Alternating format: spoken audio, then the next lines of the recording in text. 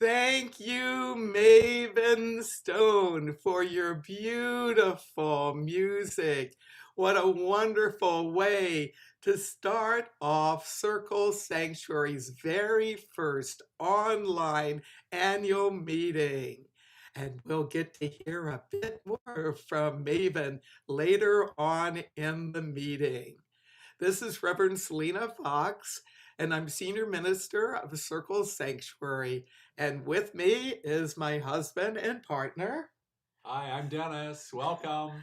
And Dr. Dennis Carpenter and I have been involved with a variety of Circle Sanctuary endeavors for many years. And this is Circle Sanctuary's 46th anniversary. So we celebrate that.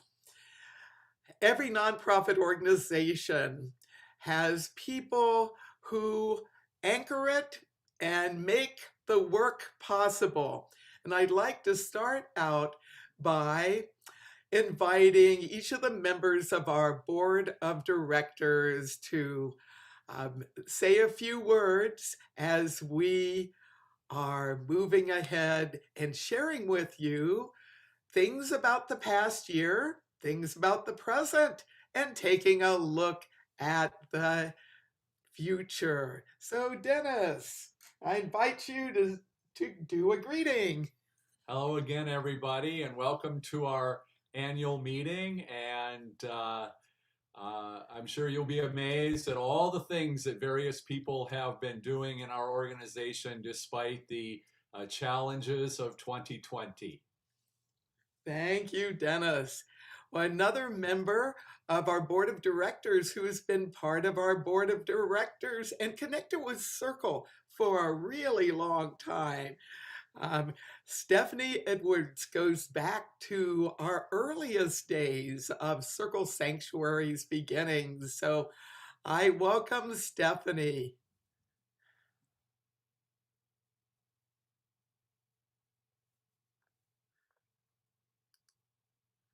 There we go. Good morning. I'm Stephanie, and I've been part of Circle Sanctuary since around, well, let's just say the late 70s. And I go back so far, I was thinking of this last night, that when the barn wasn't quite even done, we were scheduling one of the first PSGs. And in those days, there weren't computers like there are now. And we used to do all the scheduling by hand on 3x5 cards. And I lived in mortal fear after I had laid out all of PSG that some of the barn kitties would come in the middle of the night and walk across all of the scheduling, and we'd have to redo it the next time. And now there's computers. Well, it's great to have you here, and thank you for your ongoing service. And Bob Paxton has been with Circle Sanctuary for many years as well, and besides being on the board of directors, is the person that makes possible our website and has been helping us with facilities and many things during this pandemic time. So welcome, Bob.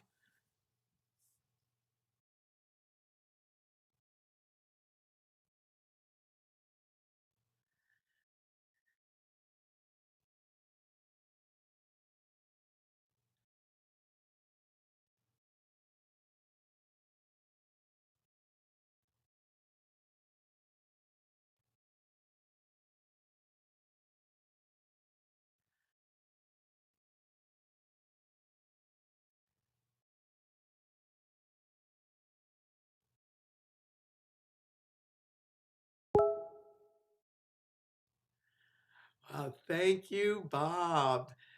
And someone else who has been very instrumental and who has been wearing many hats and serving in many roles is Sharon Stewart, also known as Moon Feathers. So I invite you to do a greeting and to give us an update because we've had changes with our office, and I am so glad that you have risen to help us with transitions. Welcome. Thank you. I'm really glad to be here, and I am really blessed to be a part of this fine organization, and I'm happy that I can have the time to volunteer for it.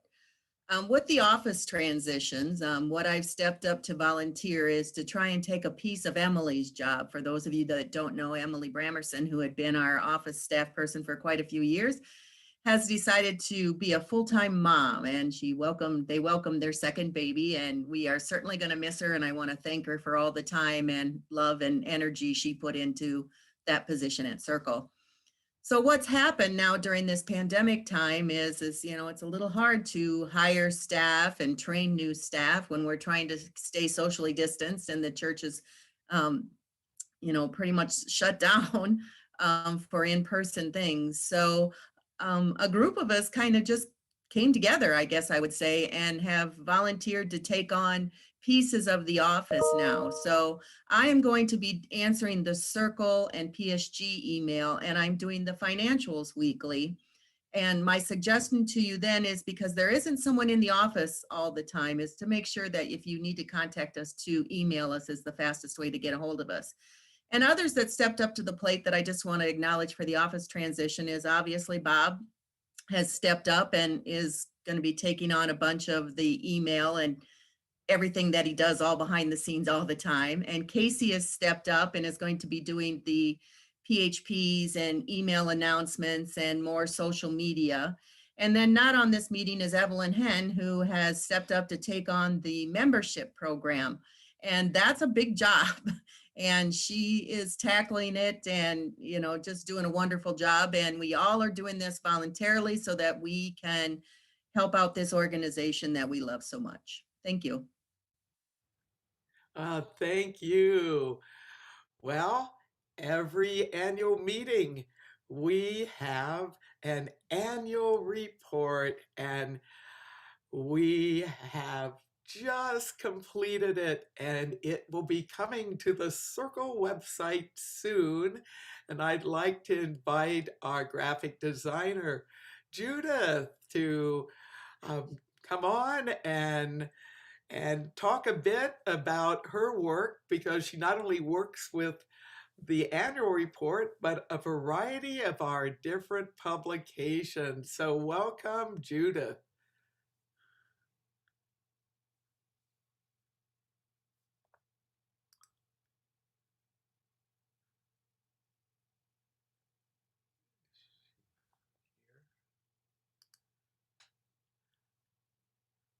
And we will unmute. Yay. Okay, great. So Selena, thank you for all your work on the annual report. It's amazing the amount of information that you and Casey and Bob and Dennis and Minerva have pulled together to make that 28-page report come together.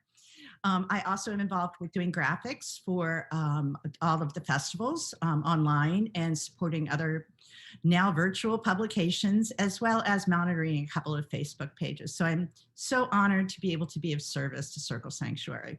Thank you. Thank you.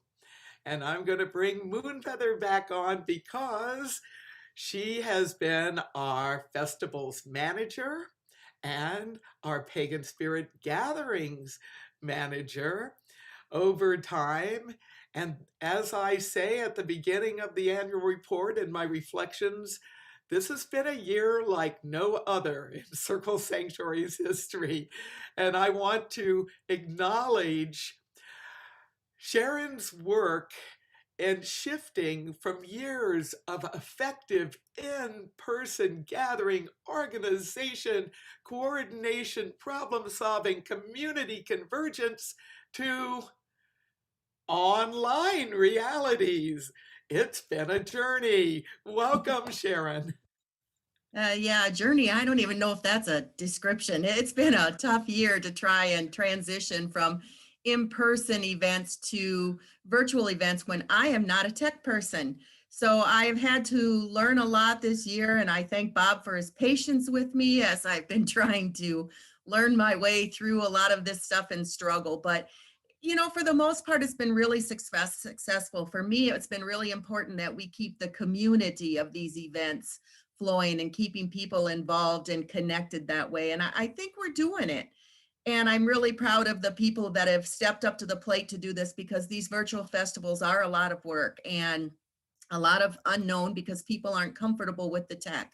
So I just want to thank all the coordinators that have stepped up to be a part of PSG and all of the online festivals, especially to Reverend Messina, who helped with PSG immensely.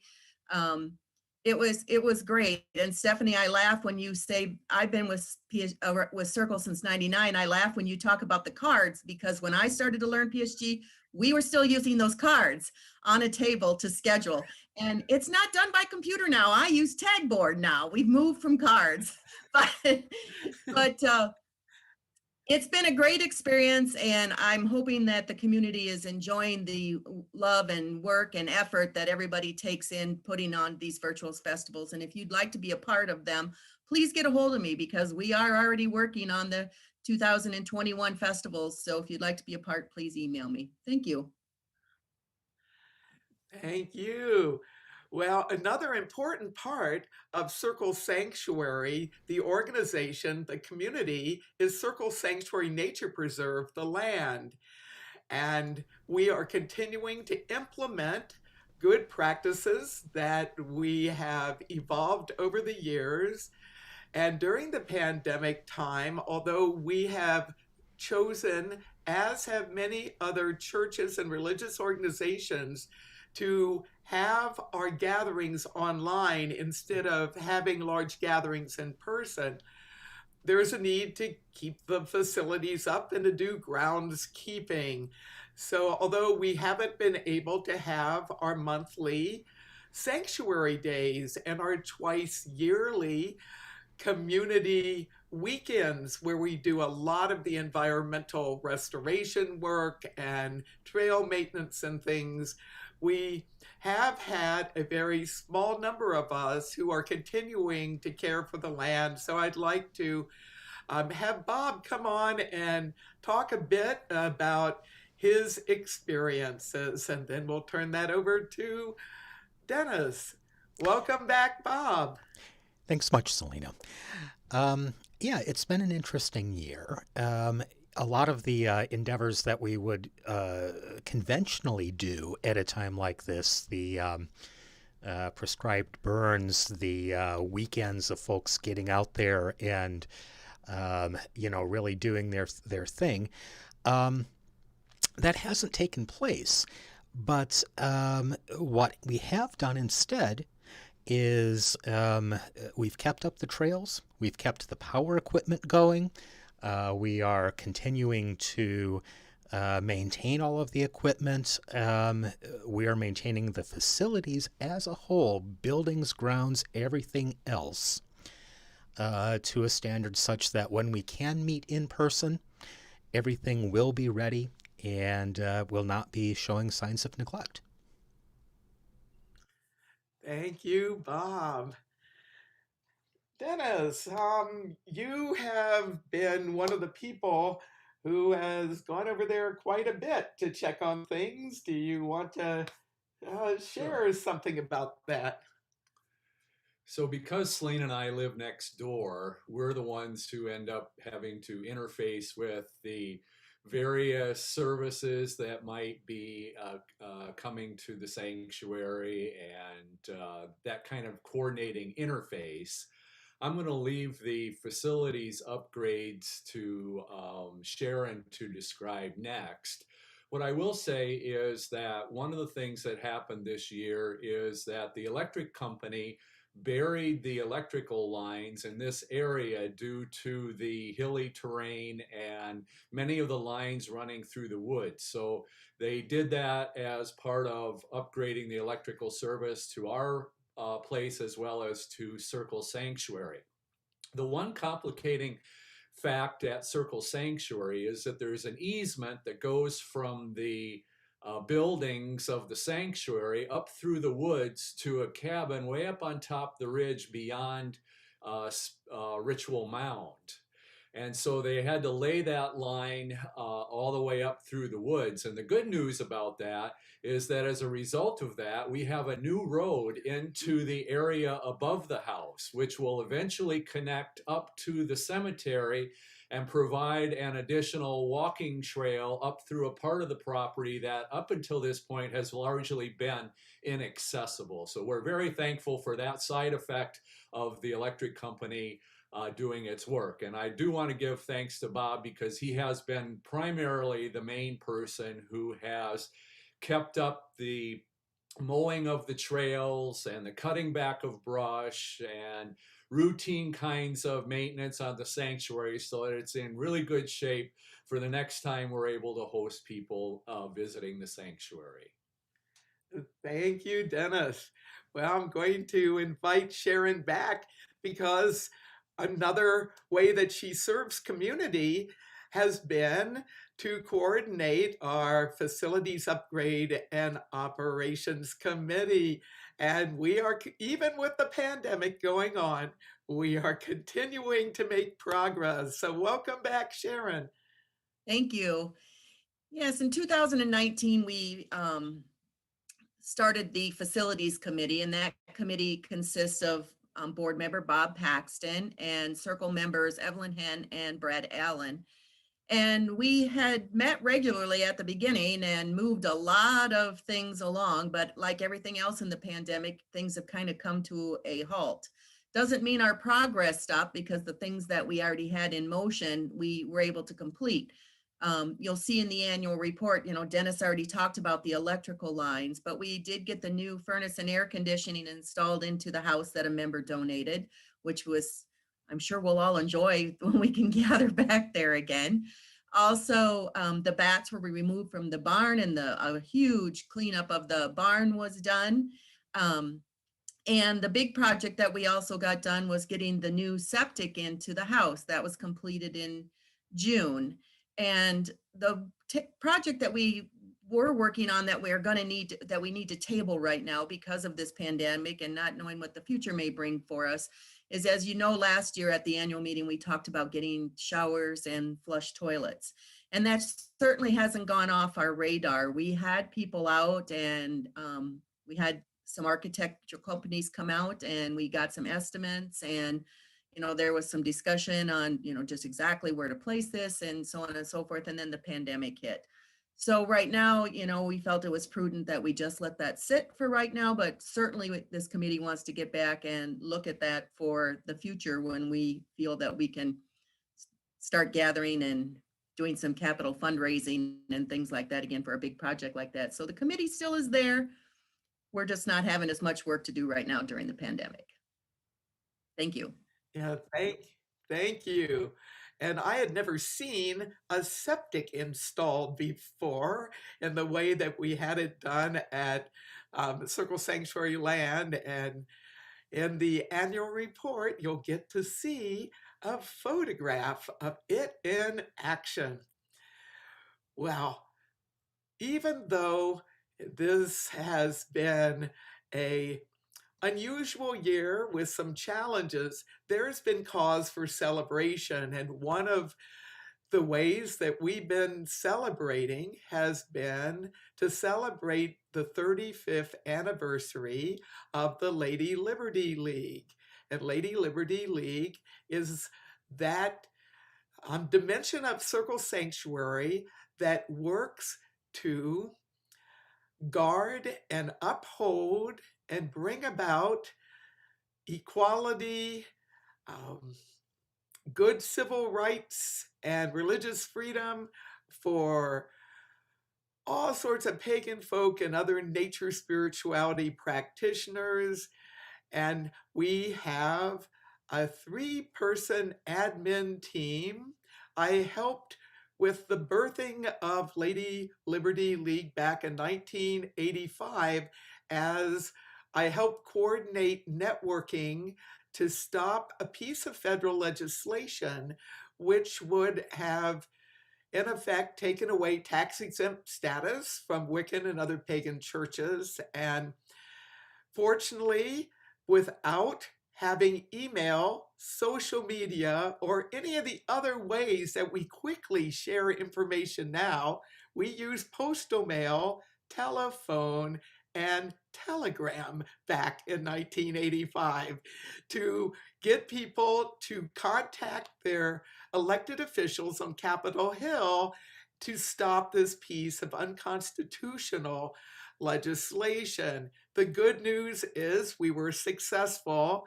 And of course, all of this was going down at this time of year. We had 1 month's time from late September to Samhain in 1985 to make our voices known and get an effect. So the good news is we were successful, and that effort was so necessary and successful. I knew we needed to keep going and to have those networking connections active so that if anything else came up, we would be ready and we could address it. So that's how Lady Liberty League got born. It was originally called Pagan Strength Web in 1985, but a few years after that, as we did some more work, it became apparent that we really ought to have the name Lady Liberty League.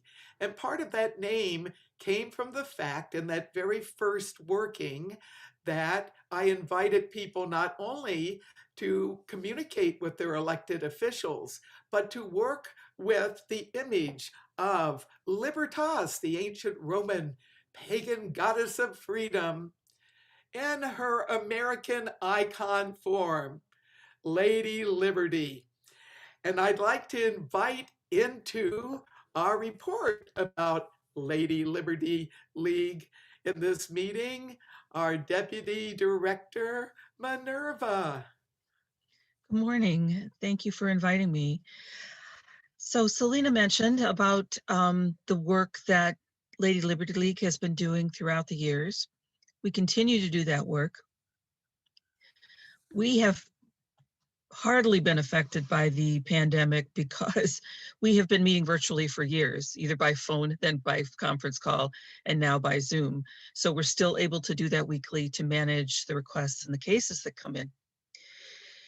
We have, as Casey will report, we have had a slight drop in cases, but we still get folks that request our support if their housing is threatened or their income is threatened based on their faith.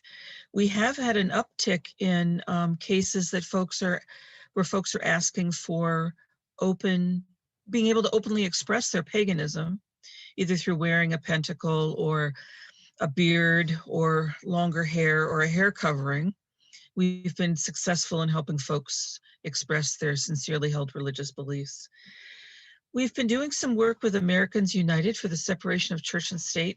In this pandemic, they've been offering webinars that are addressing anti-pagan folks' strategies and how to deal with them and keep our liberties available to us. I mentioned the direct threats we've been having. There have been a number of folks that come to us because they're being openly harassed by non-pagans for their shop or where they live. And we continue to get those cases. Just a reminder that if you do have an issue, you can reach out to us either by the help request form that's on the LLL page of the Circle Sanctuary website, or by dropping an email to lll@circlesanctuary.org. Thank you so much. Thank you. And I invite to talk about Lady Liberty League as well as social media, Casey. Hi, thanks Selena and thanks Minerva. As Minerva mentioned, we have had a decrease in reported cases this year, down quite a bit. But a disturbing trend is that we've had an increase in direct threats. I believe approximately 37% of our reported cases have dealt with direct threats, so that's disturbing. The other largest place where we're getting reports is from inmates, and that accounts for about 31% of our caseload. We have changed the way we were working with prison cases. So in the past, we've worked directly with the prisoners. We found that to be not very effective as it takes a long time to communicate back and forth with inmates.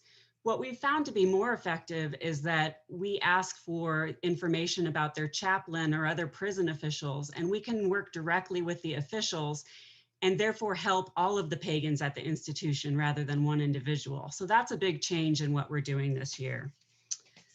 About social media, I'll give you a brief report on that. We do manage a number of different pages and groups. The Circle Sanctuary Facebook page has about 69,000 followers, which is up 2,000 from the previous year. Our Circle Sanctuary Friends group has about 5,000 members, which is up 1,500 from the previous year.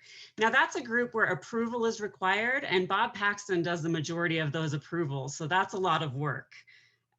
This is the place for back and forth conversation and camaraderie among the Circle Sanctuary community. So if you're not a part of that group, I urge you to go and request membership. The Pagan Spirit Gathering page group has about 5.2 thousand members, which is up 1.6 thousand members from the previous year. And again, Bob is doing the lion's share of approving members for that. And just to give you an idea, not everyone who applies gets in. There are questions they have to answer and they have to be satisfactory. Bob has declined, or all of the admins together have declined about 500 people from that group in the last year, and blocked quite a few as well. We do get people applying for the group that maybe don't have the best interests at heart and don't belong in that group. So that's the place for conversation, tips, and so on that are relevant to PSG. And we try to keep the posts really relevant to the gathering. We have several other groups, such as Lady Liberty League, which Minerva and I manage. The Pagan Military Association, which I believe James Jufer has taken control of. Order of the Pentacle, I think David Ewing does the majority of that. Circle Healing Circle, which Judith administers. The Pagan Academic Circle, which Juliana Russell is responsible for, and many others. We also have a presence on Instagram. We have 8.3 thousand followers on the Circle Sanctuary Instagram account, and we average 150 visits to our profile page every day. That links to our Circle Sanctuary main webpage, where people can get basic information about the church. And so I think that's a really positive thing. Our PSG Instagram account has about 2,000 followers, and that's where we share all kinds of PSG imagery. That gets to be more popular around PSG time, when people want to see things from PSG past and things that are going on in PSG present.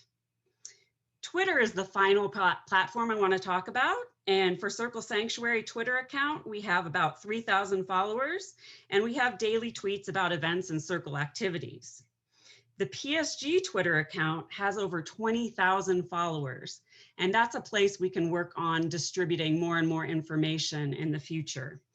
Lady Liberty League also has a presence on Twitter, and this is where we get out alerts about liberty issues.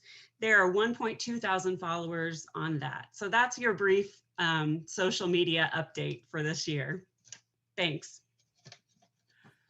Thank you, Casey, for the social media report, as well as your work with LLL. And one of the things that's been really exciting during this pandemic year, and also a chance to experiment, explore, has been the online streaming. So I want to acknowledge Casey, who's running the Zoom, and Bob, who is running the YouTube live stream. And we've adopted this for the time being as a way of being able to come and be with you face to face in cyberspace. So this has been really exciting. We got so many people now subscribing to our YouTube channel. We are able to live stream, and in my own YouTube channel, I just crossed that threshold a few days ago. So we are looking at ways of not only archiving materials online through social media, but also converging community. In fact, with the Pagan Academic Circle, there's a move afoot to have some watch parties at the Pagan Academic Circle page. Well, another important part of our work as a nonprofit religious organization, as a legally recognized church, is ministers' training and support. And one of the real powerful things that's been happening over recent years has been our engagement with the chaplaincy world has expanded, and there are now many opportunities for Circle Sanctuary as a church to interface with national and global chaplain initiatives. And ministers training, most people go through the program to be ordained ministers, to work with community. And one of the people that is part of our coordination of training is River Higginbotham. So welcome, River. And we've had some developments in the training program. So I invite you to talk with us about that. And then at the conclusion of his report, we're going to announce 3 new ministers who will get ordained soon. Thank you, Selena. It's been my pleasure to work in the ministry training program for Circle Sanctuary for the last several years. We are actually a team of several of us, myself, Reverend Eldridge. We kind of co-chair the day-to-day activities of the ministry training program and make most of the student contact. Michelle Boshears, who has been part of the program for many years, took a year sabbatical, but has rejoined us this fall and is focused principally on admissions and helping us run things a little bit more behind the scenes. We've also received support, guidance, counsel, and teaching support from Selena. We appreciate that very much. One of the things that I'm very excited about from this summer is that we created a new subcommittee with the task of comprehensively reviewing the curriculum in the ministry training program. It's been an evolutionary process looking across the years at what ministry training program at Circle has been. Our goal is to continuously improve, and the group of folks in the curriculum review committee have done a lot of work over since July, really, to review classes that had been offered in prior years, find ways that those classes or recordings of classes or ideas for classes fit well into a future arc of curriculum going forward. We've also, that group has engaged in an extensive review of the competencies for ministry. And we have had 10 competencies for a long time. This rework expands the definition, clarifies and expands the number of competencies to 13. So Circle students and ministers will be seeing more information on that soon, and anyone interested in the program will be seeing that as part of the new and improved admissions process. And I really want to shout out to the members of the committee who've helped the review of the curriculum, and that's Dree is one of the students, Liz Rorit, James Jufer, and Laura Gonzalez have been key in that as students from the program, helping us improve the program, and also Reverend Minerva and Messina and Jake Bradley have joined Eldridge and I in doing meeting regularly and doing most of this great work. And as Selena mentioned, the chaplaincy program is evolving on its own in its own ways, and the students and the people involved in the chaplaincy program also gain some educational cross-pollination in the ministry training program as well. We're using Zoom a lot. We've adopted a flipped classroom approach more so in this year, and I think we have a lot of vitality and a long list of things that we want to continue to do to improve. So, thank you, Selena. It's been a pleasure continuing this work. Thank you. And so the announcement is, out of our chaplaincy program, we have Charlotte Bear, who will soon be ordained as a Circle Sanctuary minister. And in the regular ministers training program, we have Laura Gonzalez and Juliana Russell. So congratulations to them for all their work, and we look forward to doing their ordination in two parts. One's going to be Zoom, and whenever we can safely gather again, we will do part two.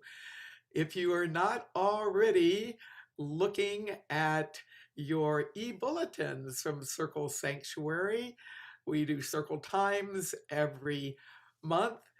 Stay tuned for that, and we will let you know more about ordination and celebration for this.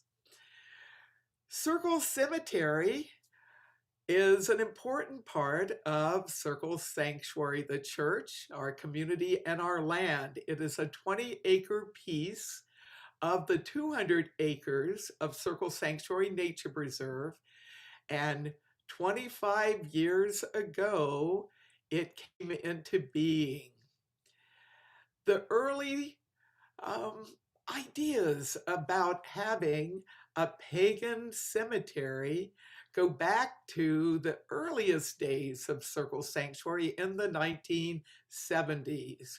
Talked about it, thought about it, and then in 1979, when we started in earnest our quest to have a permanent headquarters location, that was one of the things that was on our must-have list.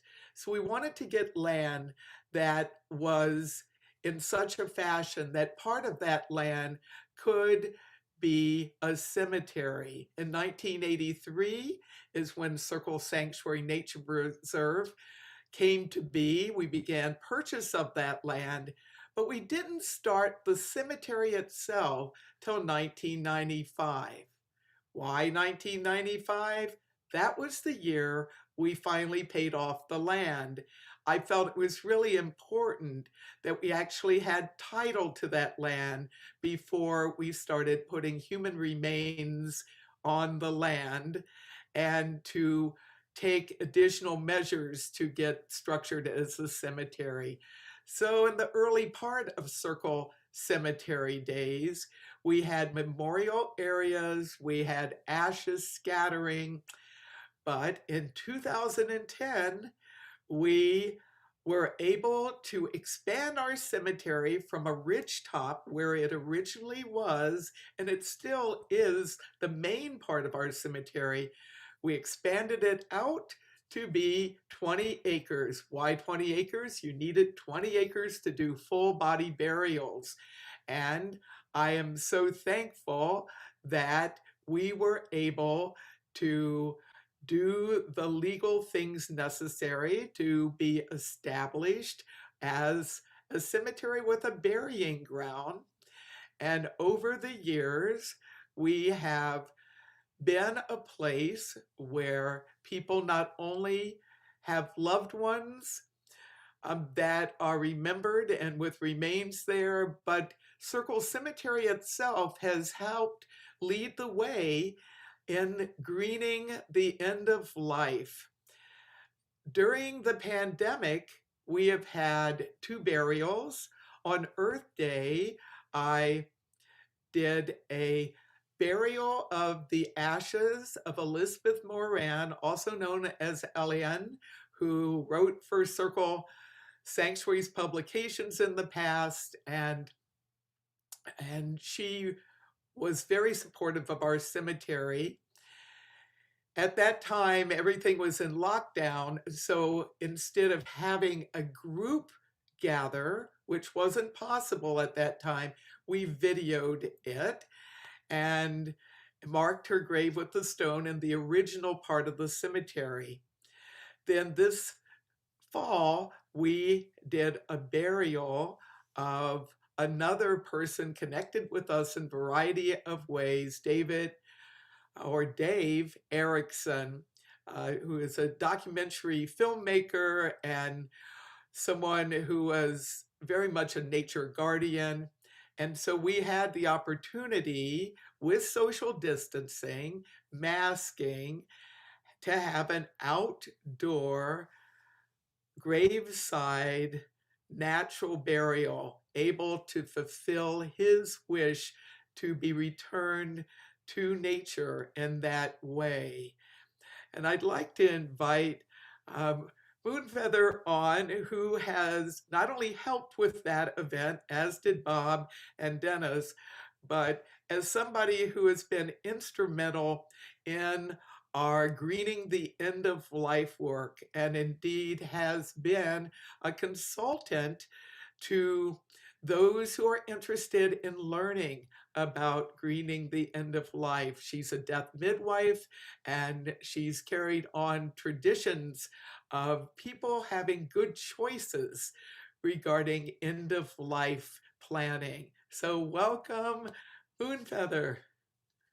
Thanks, Selena. Yes, end of life planning is my passion in greening the end of life. And so with my deaf midwifery practice, I've been able to assist families in helping make those decisions, and been newspaper articles and podcasts, people seeking out, because it is becoming more important to people to return their body to the earth in a natural state.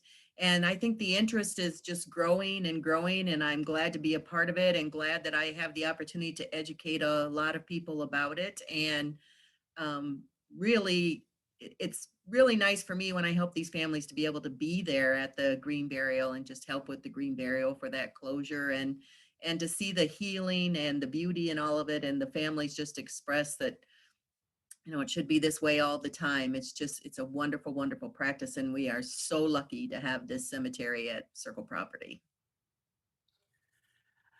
Thank you very much. And Circle Cemetery is the first green cemetery to take part in the Wreaths Across America program. We are the first green cemetery established in Wisconsin, and one of the first in all of North America, and the first national pagan cemetery. So I am thankful for this part of our work, and I'm also want to give thanks to those members who have contributed after death, done bequest to Circle Sanctuary, because that has much needed and much appreciated. So shout out to Eliane, and a shout out to Carol Adair, and a shout out to Beckett, all of whom have bequeathed to our organization, and that's been very helpful. Well, with that, we're going to transition to another regular part of our annual meeting, which is the financial report. And after that, we will have some more harp music by Maven Stone. And when that happens, I'll invite those of you who are watching live to share questions, comments, ideas for Circle Sanctuary in the chat. And then when Maven is done playing, we'll do a little bit discussion, and then we're going to conclude, because it's Samhain time after all, with some info about Samhain celebrations that we're doing.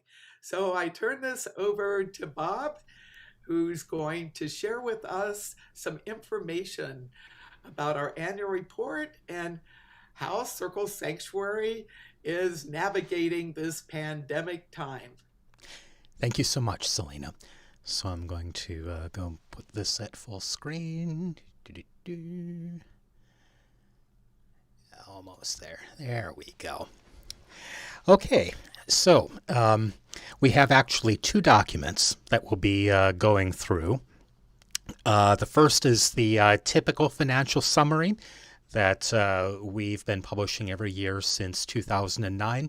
And then we'll be going through a special financial statement.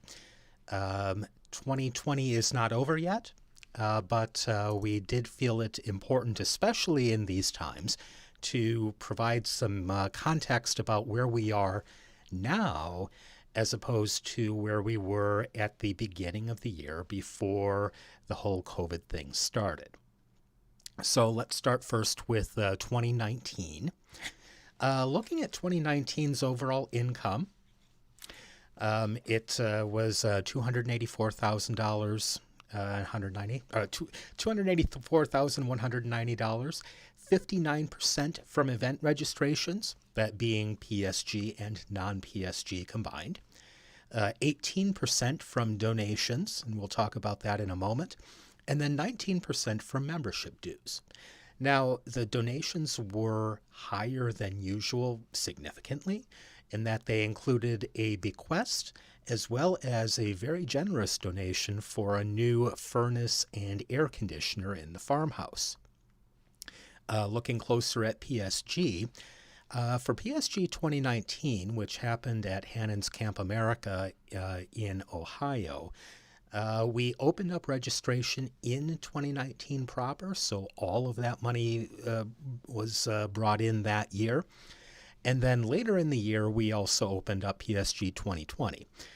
PSG 2019 brought in just over $120,000, of which $29,000 was net gain to Circle. That's the stuff that's keeping the literal lights on, keeping folks paid, doing the work that Circle Sanctuary does year-round.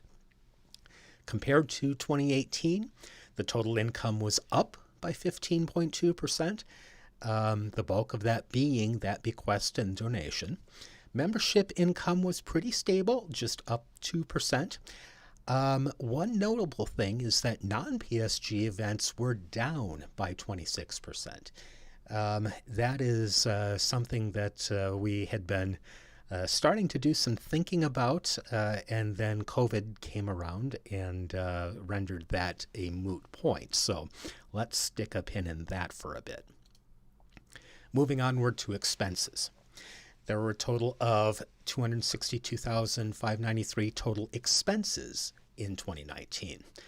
30% into the center, that being the buildings and grounds, 30% into paid staff, and 38% into event production.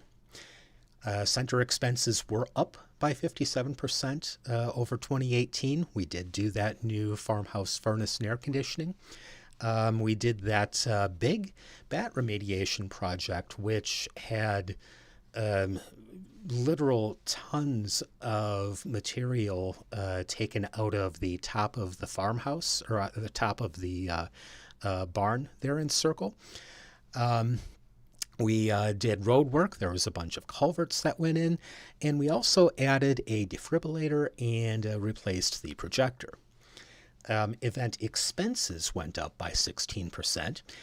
Camp America cost more, and we brought in more yet to offset that in gains. It was, financially it did work out well for us that year at Camp America, certainly more so than the prior 2 years at Tall Tree.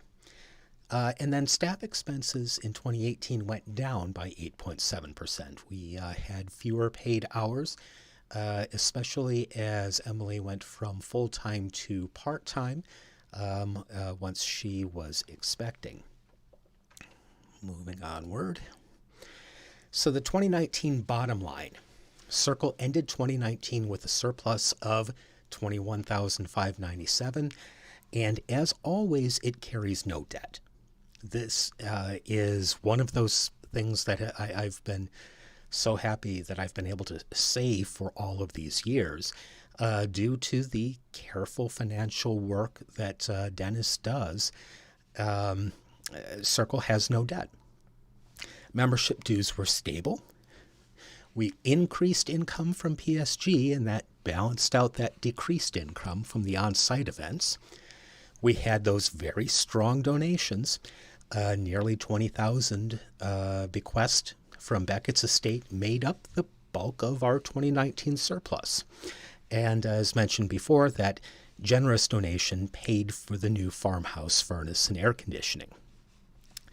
And then in staff and centered expenses, one figure that we've always given out is how much does it cost to, aside from just events, right, which you spend a bunch of money to bring money in, what does it cost to just do the basic programming of the events around Circle? So for 2019 levels, that's $354 a day. In 2019, unrestricted donations and membership dues brought in $246 a day. By contrast, when we started doing these reviews in 2009, donations brought in only $46 a day. So you can see that we have come a long way from the straight events paying for everything around Circle. We've done some significant effort over the years to move folks toward a membership model, and that has really provided a lot of very necessary financial stability. So that covers 2019. Let's move on to 2020. We all know what's been going on. We all know the realities of COVID. So let's talk about some of the nitty-gritty financial impacts. First, let's start with festivals. Our last in-person festival was Imbolc, and our last event held on site was the March Full Moon Circle. Everything after the March Full Moon Circle happened entirely online. For the first 3 quarters of 2019, we brought in 15,140 in festival registrations, plus 5,400 in Resource Shop. In the same period this year, we brought in 1,053 in festivals, plus 1,606 in Resource Shop. Those two components of Circle's financial life have pretty much collapsed. They are dependent on in-person events, which, just have not been happening. Moving forward to PSG 2020, we canceled that on April 30th. Those of you who were part of the PSG Facebook group and part of the email discussions knew that we'd been discussing what was going to happen with PSG for a good long time. We did a survey. We had noted that registrations had really dried up by the middle of March as folks realized that there was some uncertainty about what would be happening in America as a whole by June. So ultimately, we did make that call to cancel PSG 2020.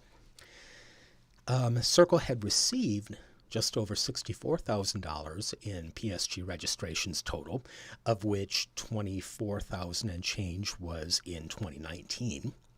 And we offered everybody their choice of partial or full refunds, gift certificates, or donating their registration money to Circle. Fortunately, we had no venue deposit. We did secure originally that site that we were going to in Missouri, but we didn't have to put down money to do it. So our total PSG 2020 expenses, including refunds, were only $20,004. We also issued another $19,512 in gift certificates. So the effect of gift certificates are interesting because that's money that stays in Circle for the time being, but you can think of it as a loan against future years. So that's, those are very helpful. It's great to give us that flexibility.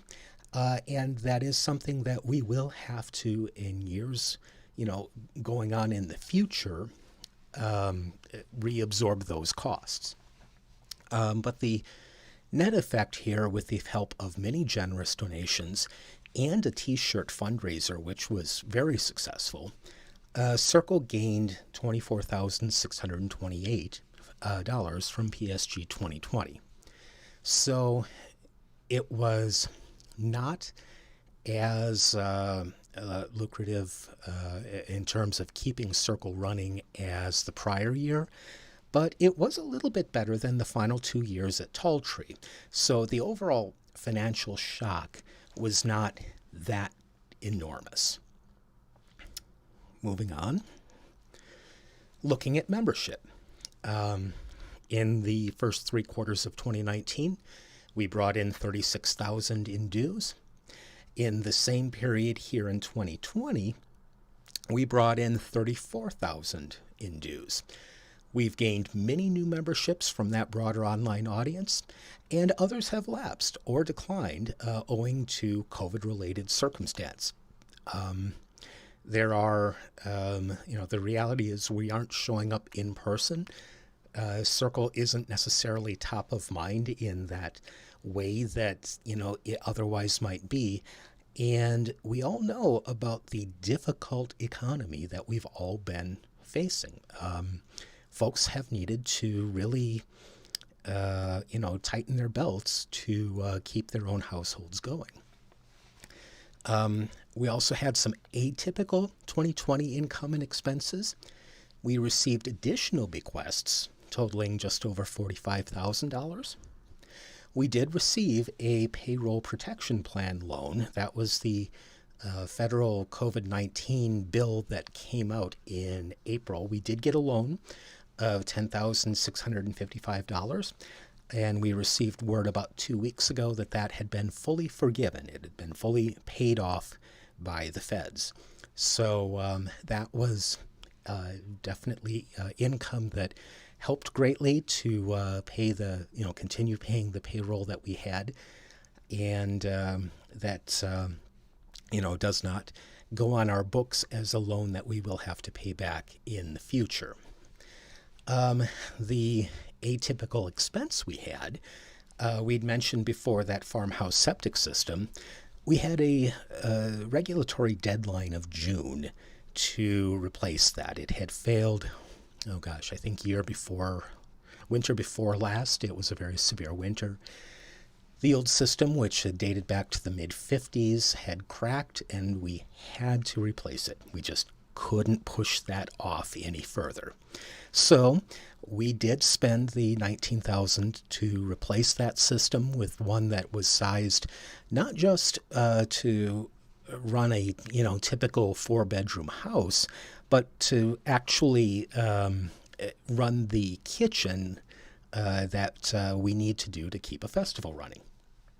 The final major shift that we made was a reduction in paid staff and to some degree in in-person volunteering, although that's more of a shift than a reduction. In September, Emily left the office to focus on full-time parenting. We elected at that point to move all of the office operations to volunteer.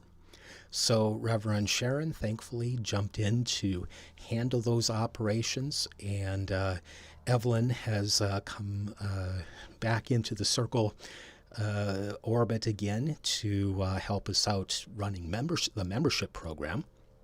Reverend Casey is coordinating the social media work, and I'm handling IT, and then, as mentioned prior, doing the buildings and grounds work. So let's talk about the bottom line now of where Circle stands right now approaching Samhain in 2020. So we've reduced our staff costs, but we still have the normal range of expenses that come from holding land, right? Heating, power, and sanitation are less, but not zero. Property taxes are still about $16,000 a year. That hasn't really changed. We've got a contract on the copier. We can't, we can't just, call up the company and have them take that back. We signed a lease on that. And our online service bills have increased somewhat. Here we are on Zoom. Internet service has gone up dramatically. Other online services, that's just where we stand. So I put this on here. Our interpretation of community is inclusive. In the broader cultural conversation, there has been a distinct undercurrent that, well, if you're elderly, if you're overweight, if you have high blood pressure, if you have asthma, any number of other conditions, that you can just stay home, right? Yeah, you just stay home. Don't, the rest, everyone else can go on and do their thing. Just cut all of those people out of public life. Here at Circle, we won't do that. We can't do that. We believe that we must fully include our elders and those with health conditions that increase risk. We have to fully include them. And what that leads us to conclude is, until mitigation efforts, not just on our part, but in society as a whole, in America as a whole, lead us to believe that we can safely gather as a community in full, we will not hold in-person events on Circle Land, and we will not open registration for an in-person PSG 2021. The consequence of that is, under our current run rate, Circle Sanctuary will run out of money by this time in 2021. Unless, of course, you can help out. And here's the thing. We do important work here at Circle. We've been talking for the last hour and change about all of these vital, important things that Circle ministers and volunteers have done. The annual report itself, that the document that I've seen that we'll be publishing very soon, goes into even greater and more exhaustive detail of it.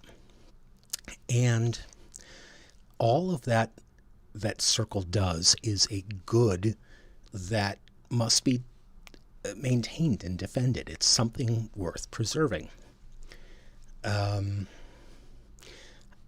So here in our household, we increased our monthly donations to Circle back in March, recognizing that, hey, times were about to get tough and we were in a position to do so.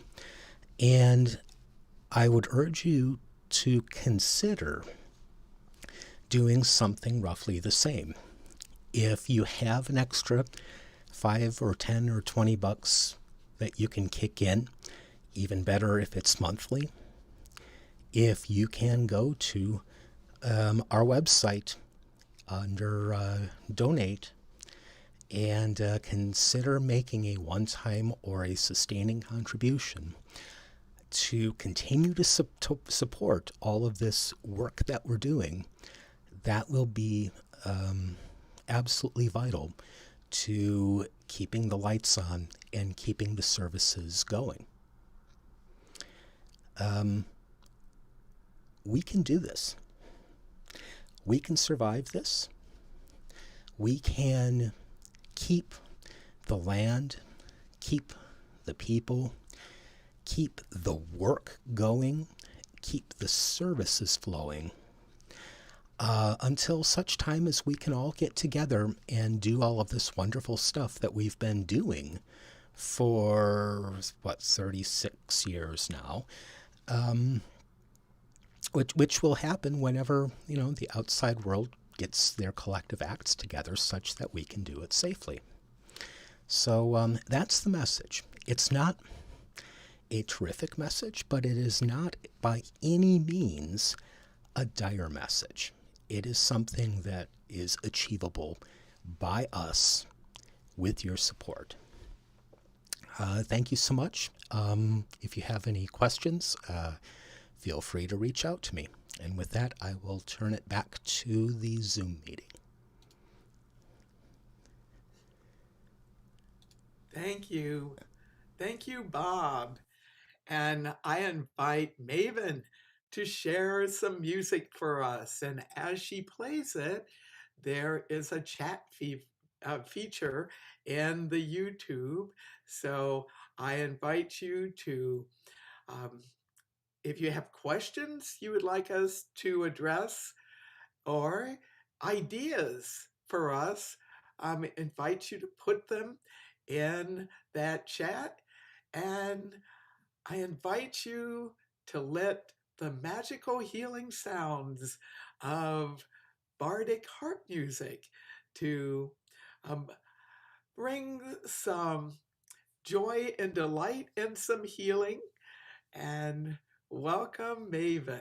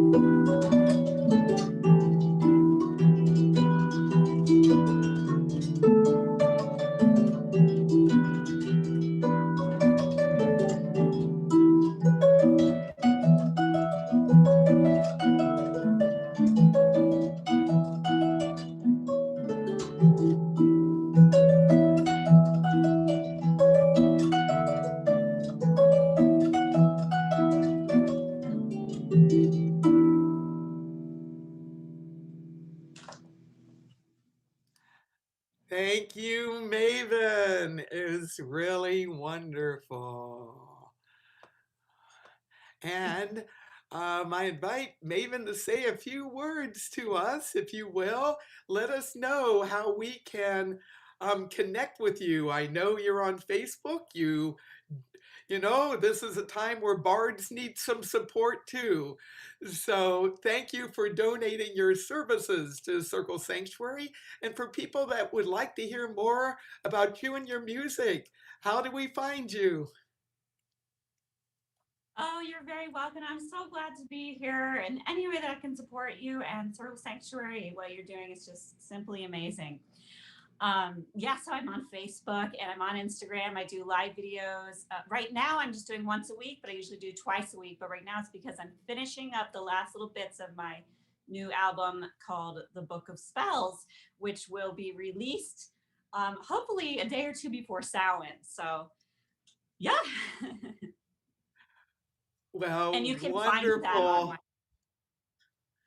wonderful, and what a delight. And as we go forth into this Samhain tide, may we take comfort in community.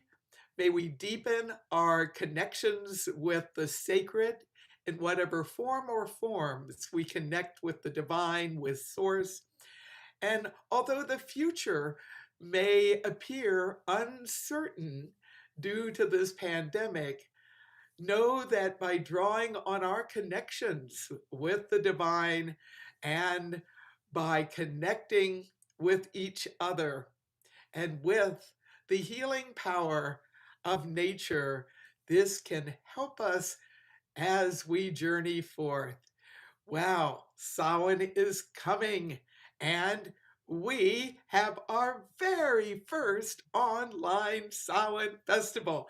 And one of the people helping to organize that, Reverend Minerva, I invite her to come on and tell us what's going to be happening as we prepare to conclude our time together. Welcome, Minerva. Excuse me. Thank you, Selena. And thank you, everybody, for all the hard work that you do to keep Circle going. I am constantly amazed by everything that you do. So Selena mentioned coming together in community, and we're offering an opportunity to do that virtually on Friday, the 30th of October, so next Friday. Our Samhain celebration will kick off with a concert from Dav the Bard. We will have a full day of workshops and activities and ritual on Saturday the 31st. So it is the blue full moon and Samhain. Let's take advantage of that. We will have a silent auction on Samhain, well, all week and culminating on Samhain, and all the proceeds, everything goes to Circle Sanctuary. You can go to circlesanctuary.org events and search for Samhain and find that listed. Plus, there have been plenty of social media posts about it. Thank you, everybody, for that. You've got to register in order to participate. And once you register, you can join the private Facebook group for Samhain. Everything that we're doing will happen in that private Facebook group. So you have to have paid and be a member of that Facebook group. We really look forward to having you at Samhain, and for everybody here, Reverend Messina, Aviel, and Raven, we have been honored to do this for our community. Thank you, and blessed Samhain time. Thank you. Well, Samhain time is here, making magic here.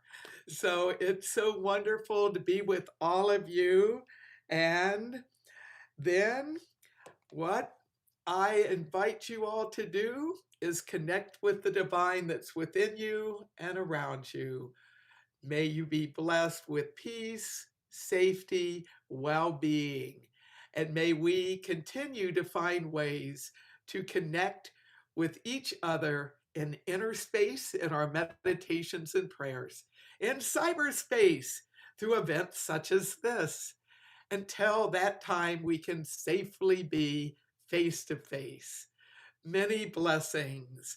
And as we all become a gallery view, I invite everyone to be able here in the Zoom room to connect with you by waving and being happy, because I'm so happy for all of you who have joined us live, for all of you who are watching us later through the time release magic of cyberspace.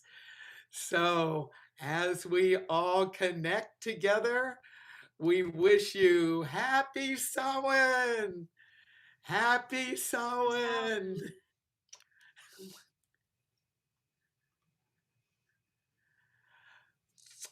Bright blessings.